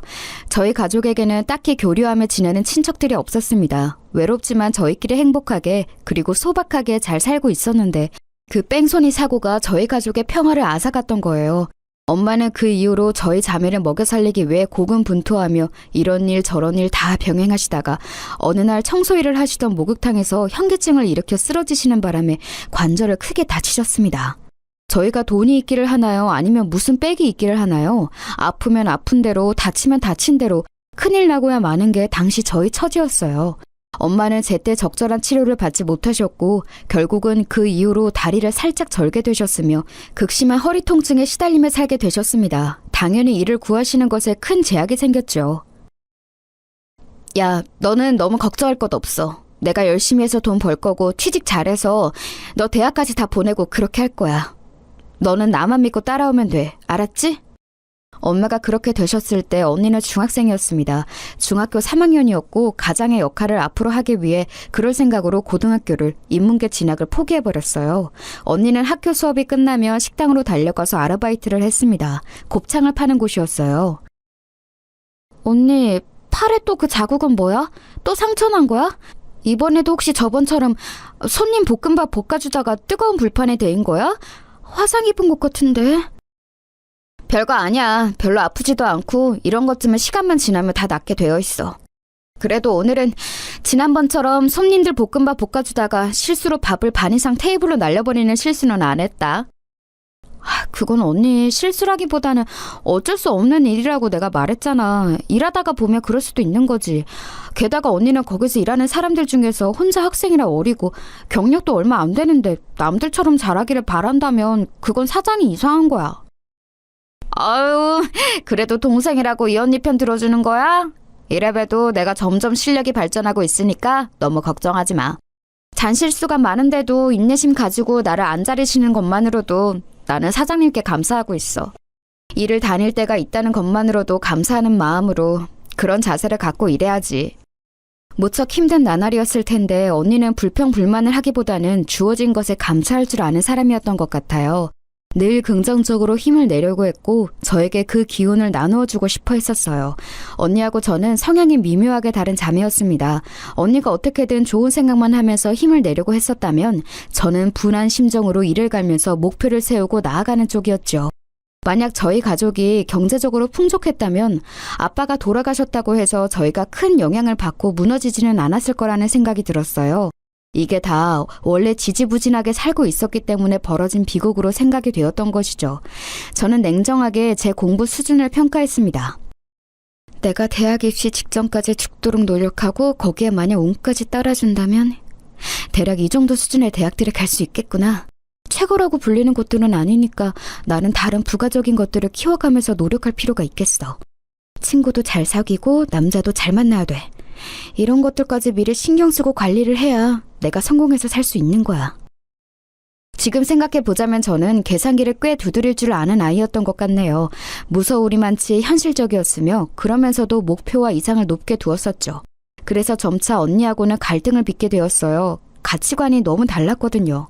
언니는 정직하고 성실하고 착하게 살면 그것이 능사라고 여겼습니다. 하지만 저는 그렇게 보지 않았어요. 언니가 고생한 거, 노력한 거 다 알아. 그치만 언니가 그렇게 산다고 해서 나한테 훈계하고 잔소리할 자격은 없어. 내가 뭐든지 계산적으로 행동하며 사는 것 같다고? 그게 뭐 어때서? 내 눈에는 손해보면서 살더라도 더불어 같이 사는 게 좋다고 여기는 언니가 특이하고 이상하게 보여. 아빠를 억울하게 잃었고 엄마가 고생만 하다가 저렇게 됐는데 언니는 세상을 어떻게 동화처럼 바라볼 수가 있어? 어느 날 언니와 감정적으로 싸우던 와중에 저는 모진 소리까지 뱉고 말았죠. 그러자 언니가 상처받은 눈빛으로 절 쳐다봤는데 저는 사과하지 않았어요. 그때부터 서서히 자매 관계가 멀어지기 시작했었죠. 저는 죽도록 노력해서 제 선에서 한계치라고 할 수 있는 대학에 입학하는 데 성공했고 그때부터 친구들을 철저히 고르며 사귀었어요. 제 미래에 도움이 될 만한 애들하고만 어울려 다녔죠. 저희 집이 가난한 거 웬만한 애들은 다 몰랐어요. 제가 일부러 사치에 관심 없고 검소한 걸 좋아하는 사람인 척 늘 그렇게 연기를 했으니까요. 정보를 잘 얻어서 저는 좋은 회사까지 들어가는 데 성공했습니다. 언니는 이때 사람 좋고 착하지만 집안은 정말 가난한 형부를 만나서 결혼을 전제로 연애 중이었죠. 엄마가 허리 통증으로 결국 수술을 받으시게 됐는데 그 비용 거의 다 제가 부담했습니다. 좋은 회사에 다니며 돈 관리를 철저히 했기에 가능했죠. 저는 그때도 생각했어요. 언니보다 제가 잘났고 제가 옳은 것이고 더 성공한 인생이라고요. 이제 보니까 그런 생각에 사로잡혀서 집착하고 있었던 것도 같네요. 저는 어느새 남들이 인정할 만큼 성공한 인생이 아니면 실패한 것이라고까지 생각하고 있었습니다. 각고의 노력 끝에 저는 집안 좋은 남자를 만났고 결혼하는 것까지 성공했어요. 제가 집안 배경은 무척 부족했지만 학벌이 제법 괜찮았고 학점 관리가 수준급이었고 무엇보다 좋은 회사에 재직 중이었기 때문에 명함을 들이밀 수 있었습니다. 잘 사는 집안 며느리 자리에 들이미는 명함이었죠. 엄마는 제가 너무 차이나는 집안과 결혼하는 거 아니냐고 걱정하셨는데 제가 기가 막혀 했습니다. 엄마, 이제 다 같이 팔자 펴는 일만 남았는데 웬 헛소리를 하는 거예요? 잠자코 계세요. 괜히 일 그르치지 마시고요. 저는 무조건 기회를 놓칠 수 없다는 생각뿐이었죠. 결혼을 하는 것에만 혈안이 되어 있었거든요. 참고로 남편은 3남매 중 둘째입니다. 첫째인 신우이는 이름되면 대부분이 알 법한 기업의 며느리로 시집을 갔어요. 남편은 유학파 출신으로 자기 회사를 창업해서 운영 중이었고요. 시동생은 대기업에 재직 중이었습니다. 시아버지께서 워낙 집안이 좋으셔서 온 가족들이 옛날부터 많이 누리고 배우고 그러면서 살아온 모양이었어요. 그런데 특이한 점이라면 시어머니께서 시아버지의 재혼 상대이셨다는 건데요. 시어머니께서는 평범하디 평범한 집안에서 나고 자라셨고 집안의 장녀라서 식구들을 챙기다 보니까 결혼을 못하고 나이만 꽤 드신 채로 서비스 직종에 종사하고 계시다가 매장에 손님으로 오셨던 시아버지를 만나게 돼서 재혼까지 하신 거라고 했어요. 참고로 남편의 생모께서는 막내인 시동생이 갓 20살이 됐을 때 심장마비로 돌아가셨다고 했습니다. 아, 그래서 엄마와 자식 간의 사이가 왠지 모를 거리감이 느껴졌었던 거구나. 자식들이 다 큰 다음에 재혼하신 계모이셨어. 제가 남편을 종용해서 굳이 시어머니께 잘 좀 해드리라고 그럴 필요는 없을 것 같았어요. 저야말로 이제 알아서 제 밥그릇이나 챙겨야 할 것 같았으니까요. 시댁의 이모저모를 파악하고 있던 제 눈에 단연 들어온 상대는 바로 동서였습니다. 동서는 시댁만큼은 아니더라도 꽤 유복한 집안 출신이었고 조용하고 과묵한 시동생에 비하자면 지나치게 외향적인 인물이었죠. 늘 자신감 넘치는 표정, 오만한 말투 이런 것들을 마주할 때면 솔직히 저는 주눅이 들었어요. 저게 바로 제가 후천적으로 만들어내고 흉내낼 수 없는 진짜 배기 같았죠. 타고난 부잣집에서 나고 자라면 저렇게 굴 수 있는 걸까 싶어서 솔직히 속으로 처음에는 부러워했습니다. 다 마신 물컵을 아무렇지도 않게 시어머니께 전달드리면서 치우세요라는 눈치를 보내는 동서를 목격했을 때는 엄청 놀랐었지만 굳이 놀란 티를 내진 않았고요. 가만히 물컵을 치우는 시어머니를 보면서 제가 앞으로 어떻게 처신해야 할지를 열심히 계산했었네요. 기묘한 줄다리기를 이어가듯이 그렇게 지냈던 것 같아요. 그러던 어느 날 다 같이 온 식구가 주말에 모였을 때였는데요. 시어머니께서 웃으며 말씀을 하시다가 손으로 살짝 동서의 머리카락을 쳐버렸어요. 그건 아프지도 않고 아무것도 아니잖아요? 그런데 동서가 인상을 휙 쓰면서 시어머니를 째려보더니 잠시 후 아무도 몰래 거실과 밑창으로 시어머니의 발등을 꾹 한번 눌러박는 게 아니겠어요? 하필 이런 것들을 저만 목격했기에 저는 표정 관리하느라 애를 썼죠. 그러다가 다들 각자 대화를 나누느라 어수선한 분위기일 때 시어머니와 동서가 단 둘이 이동하는 모습을 봤습니다. 복도 끝방으로 들어가더라고요. 제가 그걸 따라가 봤죠. 너, 내가 이 말 안 하려고 그간 참고 또 참고 그렇게 인내하면서 지냈는데 기어이 내 입에서 이 말이 나오게 만드는구나. 너 혹시 내가 새엄마라고 계모라고 우습게 보는 거니? 그래서 나 만만하게 여기는 거야? 왜 그렇게 생각을 하셨어요? 저는 전혀 어머님을 그렇게 여긴 적 없는데요? 착각하신 거예요. 어머님 스스로가 계모라는 사실 때문에 열등감 품고 계셔서 지금 이러시는 거 아닌가 모르겠네요. 집안도 변변치 않으시니 열등감 품으실 요소는 많죠. 들려온 대화 내용에 제가 깜짝 놀라서 얼른 손으로 입부터 틀어막았어요. 자취의 숨소리를 들켰다간 안 될 것 같았거든요. 무엇보다 저는 이 현장을 더 엿듣고 싶다는 마음이 있었죠. 그래서 숨을 숙인 채 문의 귀를 아예 바짝 갖다 대고 대화를 계속 엿들었습니다. 네가 되도 않게 말장난을 치면서 오리발을 내미는구나. 끝을 모르고 어른 앞에서 이렇듯 맹랑하게 구는 거 고쳤으면 해. 아버님 앞에서는 적당히 조절 잘하니까 너무 걱정하지 마세요. 제가 알아서 합니다. 뭐라고? 네가 이러고도 나를 무시하는 게 아니라고 당당히 굴 수 있는 거니? 아, 진짜. 왜 자꾸 피곤하게 구세요? 젊은 며느리가 당돌하게 좀 굴 수도 있는 것 같지고 어머님 같은 여자끼리 너무 꽉 막히게 구시는 거 아니에요? 제가 말씀 좀 공손하게 안 드린 것 말고 또 어머님께 뭘 그렇게 잘못을 했나요? 저야말로 어머님께 제가 왜 밉보였는지 그게 참 의문이네요. 저를 싫어하셔서 일부러 안 좋게 색안경 쓰고 바라보시는 거 아닌지요? 지금도 이것 봐! 너는 전혀 나를 공경하지 않고 있어. 네가 뭘 그렇게 잘못을 했냐고? 네 가슴에 손을 얹고 생각을 해봐라. 너는 항상 네 친정 쪽으로만 내 아들을 끌어갔지.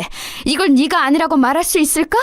주말이든 언제든 친정이 우선이고 네 시댁은 항상 후순위로 두었잖아. 결혼할 때 시댁에서 지원받고 돈 받고 이런 것들은 잘만 받아놓고서 신혼여행 가서는 전화 한 통도 안 했었지. 명절에는 아프다는 핑계 대면서 내 아들만 항상 먼저 여기로 보내고 너는 지각하기 일쑤였어. 그러면서 늘 사과는 내가 아니라 내 남편에게만 하더구나. 와, 어머님 그간 속에 쌓이신 게 많았나 봐요. 이렇게 흥분하시면서 말씀하시는 모습 처음 보는 것 같아요. 그간 인자하게 미소만 지을 줄 아는 부처님이신 줄 알았는데 제가 잘못 생각하고 있었네요. 그런데 어머님 이렇게 속내 털어놓으시고 저한테 불만 말씀하시는 거 다 좋아요. 다 좋은데요. 그걸 왜 저한테만 말씀하시는 거예요? 네? 아들 며느리 부부가 똑같이 잘못을 했는데 그걸 왜 아들이 아니라 며느리인 저한테만 뭐라고 하시냐고요. 내 아들은 회사만 잘 다닐 줄 알지 다른 건 깊게 생각도 잘 못하고 이런저런 계산도 안 넣는 얘야. 내가 잘 알아. 항상 그런가 보다 하면서 사는 스타일이야. 네가 항상 옆에서 큰 소리 내고 행동 이렇게 하라고 지시하면서 의견 내고 사주하고 이런 것들 내가 모를 줄 알았니? 우리가 그런 걸 다 몰라서 가만히 있어 온 줄 알아? 그렇다고 쳐요. 그런데 그것에 넘어간 아들이 너무 물은 거 아닌가요? 물러터진 바보 불효자를 혼내셔야지 왜 며느리만 혼내세요? 이거 너무 불공평하네요. 아무래도 저를 싫어하시기 때문에 색안경 쓰시고 꼬투리 잡으시고 싶어서 어머니께서 혈안이 되신 거라는 그런 저의 생각이 점점 더 확고해지네요. 네가 아주 간사하게 입을 놀리는 것에만 도가 텄구나. 그런 식으로 결국은 나에게 화살을 돌리는 거야. 어머님, 제가 지금 무슨 틀린 말씀을 드린 건가요? 저는 맞는 말씀만 드린 거예요. 아니라고 생각하시면 그냥 따박따박 반박을 하시면 될 것 가지고 굳이 제 탓으로 마무리를 지으시려는 건 다름 아닌 어머님이시라고요. 아, 진짜 왜 저한테만 이러신담? 아, 혹시 아들에게는 직접 이런 말씀 못 하시는 게 진짜 엄마가 아니라서 그러시는 건가요? 생모가 아니라 계모니까? 그러면 제가 또 어느 정도는 참작을 해서 이해를 해드릴게요. 동서가 사람 속을 완전히 뒤집어 놓기로 작정을 한 모양인지 깔깔거리면서 엄청 크게 웃음을 터뜨렸어요. 단지 엿듣고 있는 것뿐인데도 제 심장이 다 쿵쿵거렸고 속이 막 울렁거리는 감각이 들었습니다. 당사자인 시어머니께서는 심경이 어떠셨을까요? 비웃음을 늘어놓고 나서 신나게 웃고 난 동서가 이런 소리를 덧붙였습니다. 아, 이제 자연스레 이해가 되셨겠다. 그쵸? 이해? 이해라니 그건 또 뭐하는 말장난이야? 어머님 아들이 왜 효도를 1순위로 올리지 않고 제 말을 그렇게나 잘 따르는지 이해가 되셨겠다 이 말씀이에요. 낳아준 진짜 엄마가 아니니까 당연히 그런 계모보다는 사랑하는 아내를 더 위하며 따르고 싶은 심리가 아닐까요? 어떻게 내 앞에서 그런 말을 이 못돼 처먹은 거 너 이러는 건 내 아들이 내 남편이 속속들이 알고 나서도 너를 옹호해 줄 것 같아? 아이고 어머님 그러다 순 넘어가시겠어요. 눈에 힘 좀 푸시고 신호흡 좀 하시고 네? 건강 생각하셔야죠. 자식 며느리들에게 나중에 간병을 기대하시면 곤란하니까요. 미리미리 건강 관리를 부탁드립니다. 아 그리고 어머님 아들, 어머님 남편 앞에서 제가 알아서 잘할 테니까 하여간 걱정하지 마시고요. 그냥 얌전히 하던 집안일이나 계속 하세요. 가만히 조용히 그렇게 있는 게 어머님한테는 최고로 잘 어울려요. 아셨죠? 동서가 그렇게 말하자 풀썩 주저앉는 소리가 문 너머에서 들려왔어요. 시어머니께서 다리에 힘이 풀려 주저앉으신 모양이었습니다. 그러자 동서는 코웃음을 치며 부축을 해드릴 용의 따위는 전혀 없는지 문 쪽으로 걸음을 옮기더군요. 발소리가 가까워지는 것에 저는 얼른 문에서 멀어지려다가 동서의 마지막 말까지 들었어요. 아, 참고로 굳이 저하고 이런 대화를 나눴다는 거 아무한테도 주둥이 안 나불대셨으면 좋겠어요. 이건 어머님을 위해서 드리는 조언이기도 해요. 작은 며느리한테 이런 취급을 받는 시어머니라니. 그거야말로 스스로의 위신을 깎아먹고 계모라서 고작 이것밖에 안 된다고 다른 사람들에게 광고하는 꼴밖에 더 되겠어요? 안 그래요? 말을 함부로 하는 것에도 정도가 있지. 정말이지 동서가 해도 해도 너무하다는 생각이 그제서야 들었습니다. 주먹을 불끈 쥐었던 저는 그러나 동서가 문을 열어젖히자 재빠른 속도로 기둥 뒤에 몸을 숨기고 말았어요. 동서는 반대편으로 곧장 걸어가는 바람에 저를 보지 못하였죠. 저는 스스로 내가 지금 왜 숨었을까 이런 생각이 들어서 혼란스러웠습니다. 자괴감 같은 게 들었죠. 방금 들어버린 엄청난 대화의 여파로 가슴이 진정 안 되는 가운데 저는 소리 안 나게 걸음을 옮겼어요. 시어머니의 상태를 살펴보지 않고 현장을 몰래 벗어나는 것에만 급급했다는 것 자체가 제가 동서를 피한 이유를 알려주고 있었습니다. 저는 시어머니의 편에 서서 동서와 대치를 하고 싶지 않았던 거예요. 그럴 용기 따위는 없었던 것이죠. 속으로 어차피 나는 상관없어 이런 비겁한 생각이나 하면서 아무것도 엿듣지 않은 사람처럼 행동했습니다. 그러나 그날 집으로 돌아가던 차 안에서 문득 사이드 미러로 쳐다보다가 깨달았어요. 동서가 나오느라 그 문이 열려져 있었단 사실을 말입니다. 그 사이로 시어머니께서 제가 지나가는 모습을 보셨을지 마셨을지 그건 알 수가 없었어요. 저는 뒤도 돌아보지 않고 발소리를 죽여서 멀어지는 것에만 집중하고 있었으니까요. 열려있던 문을 간과했던 것, 그 쓰라린 실수 때문에 한동안 저는 가슴을 졸여야만 했습니다. 캥기더라고요.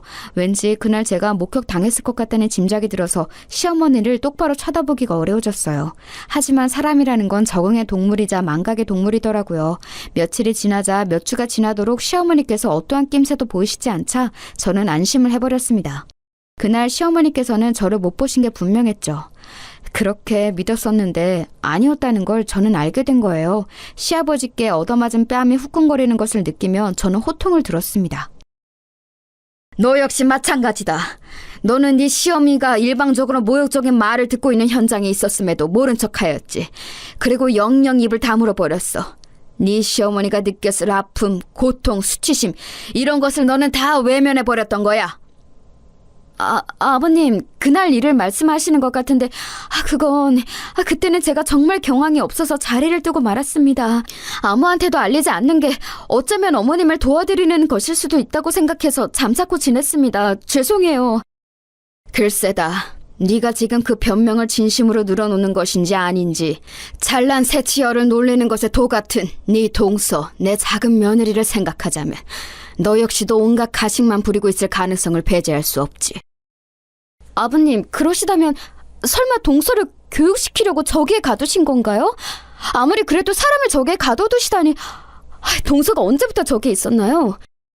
오늘 아침부터다. 지난번에 왔을 때 흘리고 간 물건을 찾겠다며 불쑥 들이닥쳤지. 멋대로 찾아보게 두었더니 작은 애가 슬쩍 어디로 향했던 줄 아냐? 바로 여기야. 여기서 자기가 흘린 걸 찾느라 두리번거리더구나. 정신없이 바닥을 살피고 있길래 내가 나타나서 이걸 보여주며 말했지. 시아버지는 그렇게 말씀하시면서 바지 주머니를 뒤적거려 작은 물건 하나를 꺼내 드셨어요. 어둑한 곳에서도 약간의 빛을 받자 반짝거리는 그것은 동서의 귀걸이 한 짝이었습니다. 액세서리를 좋아하는 동서가 유독 아끼는 귀걸이라는 것을 저조차도 알고 있었어요. 저걸 귀에 달고 있을 때면 꼭 일부러 손코를 한 번씩을 쳐다보면서 귀걸이 자랑을 하고는 했었으니까요. 희귀한 보석에 달려있는 제품이라고 했습니다. 그런데 그걸 동서가 굳이 이런 지하실에 흘렸었다는 게 의문이었을 때 시아버지께서 동서 앞에 나타나 뱉으셨다는 말씀에 제가 기절할 듯 놀라고 말았습니다. 이걸 찾고 있는 거냐? 네가 네 시어미를 저 좁은 공간에 가둬두고 잠금 장치를 몰래 잠근 후에 도망치느라 흘리고 말았던 이 귀걸이를 다시 찾으러 온 거냐? 동서에게 뱉었던 말씀을 그대로 재현하신 시아버지의 말씀을 듣고 저는 곧장 동서가 있는 쪽을 바라봤습니다.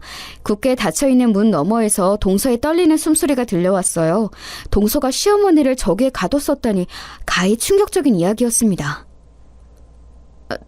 동서, 지금 아버님께서 하신 말씀 정말 사실이야? 동서가 어머님을 거기에 가뒀어? 언제? 왜? 어쩌다가? 그건 있을 수 없는 일이잖아. 해서는 안 되는 짓이잖아. 저도 후회하고 있어요. 후회하고 있다고요. 제가 그날 유기농 채소 좀 얻으려고 들렀는데 어머님께서 혼자 계셨어요. 근데 제가 비닐팩 어디에 있냐고 그걸 여쭤봤는데 자꾸 대답을 안 하시고 저를 무시하시는 거예요. 열받아서 혼자 비닐팩 챙겨다가 채소 담으려고 했는데 암만 해도 비닐팩이 어디 있는지 안 보였어요.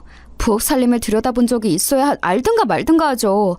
안 보여서 짜증난 와중에 어머님께서는 계속 저를 무시하시고 할 일 하시더니 뭘 챙기시려는지 쟁반 들고 여기 지하실로 향하시더라고요. 제가 따라가면서 말씀을 건네봤지만 그래도 자꾸 무시를 하시길래 이 안에 들어와서 뭘 한참 찾고 계시는 뒷모습을 보자 저도 모르게 그냥 문을 확 닫고 잠금장치까지 걸어버렸어요. 진짜 홧김에 그랬던 거예요. 작정한 건 아니었어요. 동서! 홧김에 그랬다고 쳐. 동서가 워낙 다혈질이니까 순간적으로 그럴 수는 있어. 그래도 얼른 문을 열었어야지. 저도 그러려고 했어요. 그런데 잠근 장치를 바로 열려고 하니까 이게 잘 안 되는 거예요. 달그락 소리가 나니까 안에서 어머니께서 갇히신 걸 알아차리셨고 그때 저한테 너 작은 애니? 네가 나 가뒀니? 이렇게 말씀을 거시니까 너무 겁이 나서 그냥 도망쳐 버렸어요. 마침 집 밖에 지나가고 있던 택시가 보이길래 손 흔들어서 바로 타버렸고요.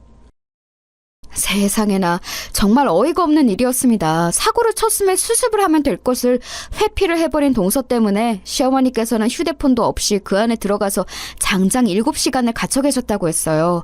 그런 곳에 들어가 있으면 시간 가는 것도 가늠이 안 되어서 7시간보다 체감 시간은 더 길었을 거예요. 외출하셨던 시아버지께서 돌아오시고 나서야 시어머니는 큰 소리로 도움을 요청해서 당신의 위치를 알리실 수 있었습니다. 그리고 두 분은 지하실 계단에서 동서의 귀걸이를 발견하셨죠. 그때 시어머니께서 눈물을 흘리시며 그간의 모든 수모, 마음고생을 다 털어놓으셨던 거예요.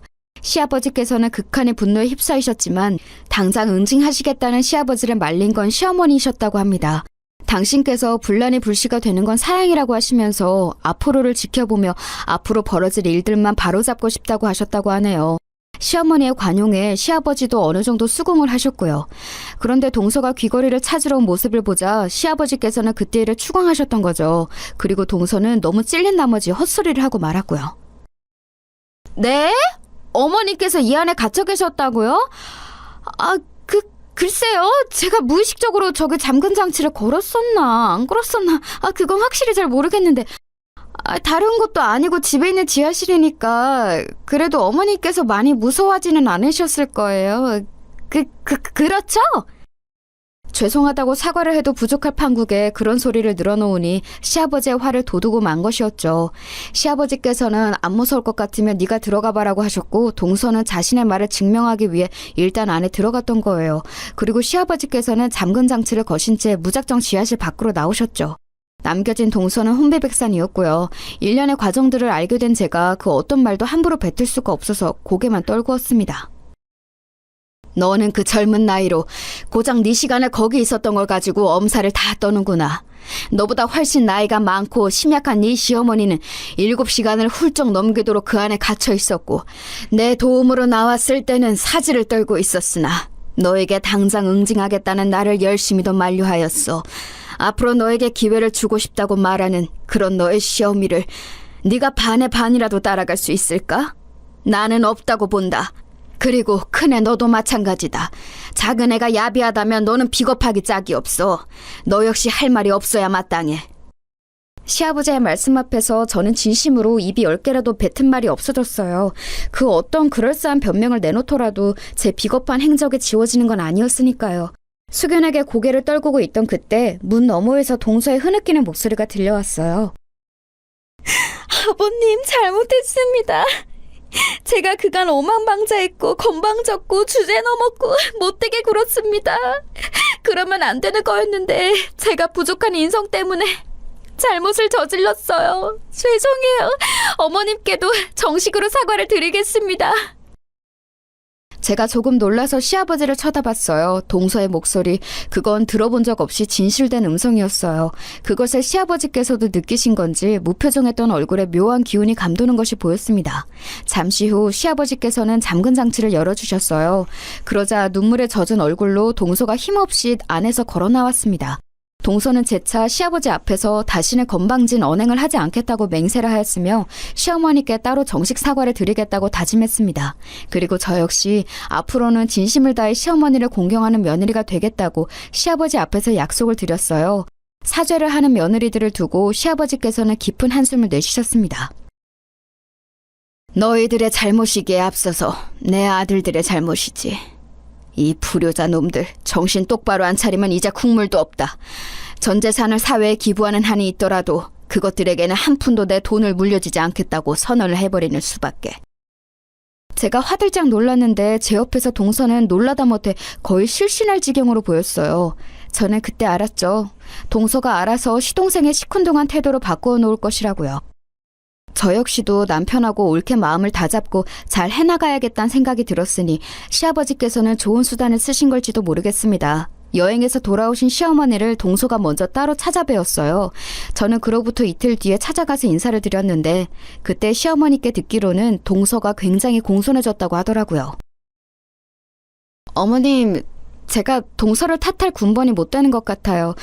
그간 제가 늘 가식적으로 계산적으로 필요한 언행만 하면서 어머님께 진심을 다하지 않았던 것은 아닌지 저 스스로를 돌아봤더니 많이 부끄러웠습니다. 죄송해요. 용서해 주신다면 앞으로 정말 잘하겠습니다. 이미 나는 네 마음을 다 알고 있으니 굳이 용서를 구할 필요는 없어. 네가 사시는 속이 깊고 생각이 무척 많다는 걸 나는 알고 있단다.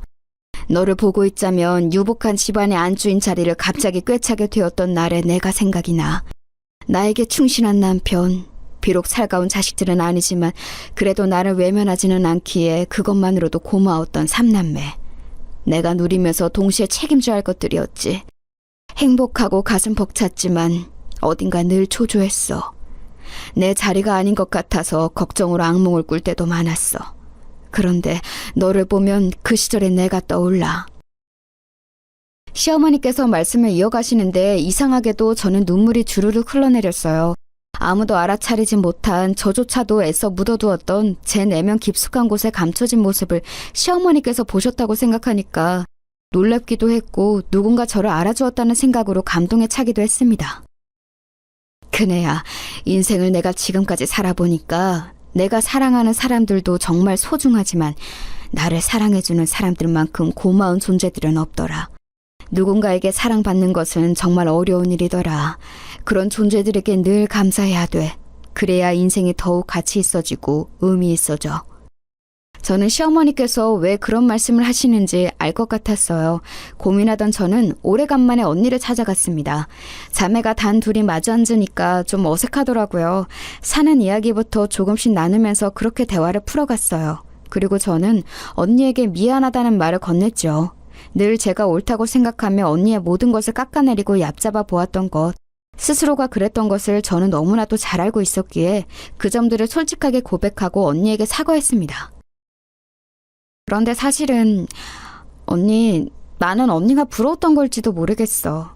나는 세상을 원망하지 않으면, 성공을 목표로 삼지 않으면 하루도 제정신으로 버티기 힘들어서 일부러 악바리처럼 굴었는데, 언니는 그런 게 없어도 늘 하루하루를 여유롭게 웃는 얼굴을 살았으니까 그런 게 진짜 강인함이라고 생각했었던 것 같아.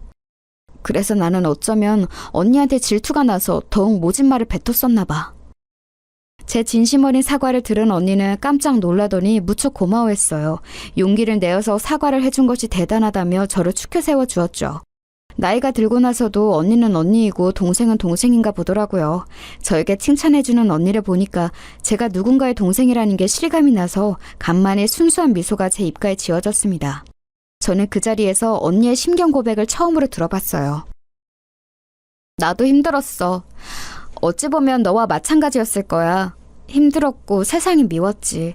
아르바이트를 하면서는 들장미 소녀 캔디 마냥 외로워도 슬퍼도 나는 안 울어 이러면서 씩씩하게 행동했지만 늘 아프고 힘들었고 화상 입은 곳들이 쓰라렸고 집으로 가는 길에는 엉엉 울었어.